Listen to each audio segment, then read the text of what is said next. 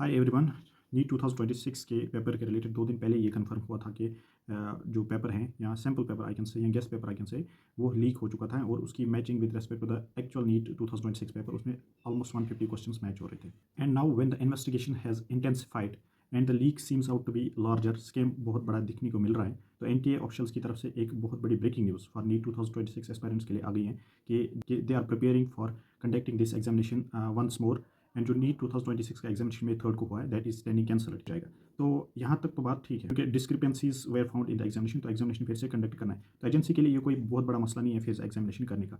But the point is what will happen to the mental health of those aspirants जो इस examination के लिए पूरे साल अच्छी तरह से मेहनत करते हैं और एग्जामिनेशन में बैठते हैं। मान लो मे थर्ड को उनको बहुत अच्छा पेपर हुआ होगा because of their good work, because of their hard work, because of their dedication. But unfortunately जो री अटेम्प्ट होगा उसमें उनका पेपर अच्छा नहीं होगा। तो who is playing with the mental health of this aspirants? It is the conducting body, it is the government who is failing to provide the security to the paper, provide a justified environment and justified conduction of the examination. So the mental health of the aspirants matters a lot, not the renit. अगर इस पे government work नहीं कर रही है, इस पे authority work नहीं कर रही है, इस पे एजेंसी वर्क नहीं कर रही है, then the trust on this agency shall be considered in the negatives, not either the zero. ठीक है।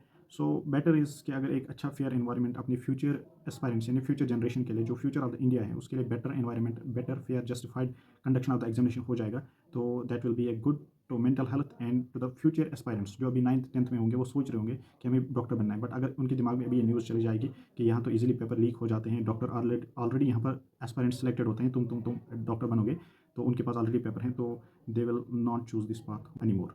और जितना एक्सट्रैक्ट मनी कर रही है government from the aspirants, it's nearly 350 crore rupees. तो उस 350 करोड़ रुपीज़ का क्या कर रही है गवर्नमेंट, ये भी समझ नहीं आ रहा है। सो सिंपली ये न्यूज़ थी आप सबके लिए कि फिर से एग्ज़ाम होने वाला नीट एग्ज़ाम। जिसका अच्छा पेपर हुआ था अनफॉर्चुनेटली उसको फिर से देना पड़ेगा, या जिसको पेपर अच्छा नहीं हुआ था they may consider it a one more chance to prove better themselves.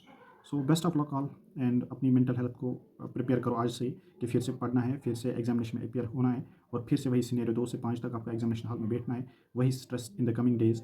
But last suggestion before concluding this video is कि अपनी जो प्रिपरेशन जहाँ से भी प्रिपरेशन किया था, जो भी किया था उसको फिर से स्टार्ट करो, तो रिवीजन स्टार्ट करो और अपनी जो मॉक टेस्ट दिए हैं आने वाले फ्यूचर में 1-2 और मॉक टेस्ट दे दो और प्रीवियस ईयर क्वेश्चंस पे ज़्यादा फोकस रखो और ताकि आपका जो ना वो रिवीजन एक अच्छा सा रिवीजन तो by means of previous year questions हो जाए और एक mock test, grand mock test भी दो ताकि आपको फिर से अपने लेवल पे आने में हेल्प हो जाए। Thank you for watching this video, stay connected with me for future upcoming updates.